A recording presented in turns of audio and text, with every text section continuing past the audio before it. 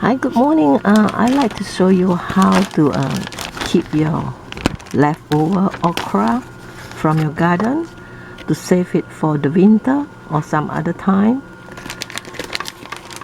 After you pick up your okra, so you save it in the regular refrigerator until you got enough.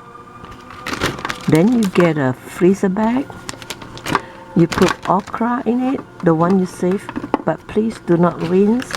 Just whatever you pick up from the garden, don't rinse it. Then you put in that freezer bag. Then you can just leave it in the freezer for the winter time.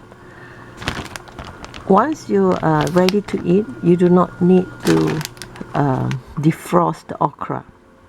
You just rinse it with the regular water, then you just steam it. So the okra will always taste just like fresh.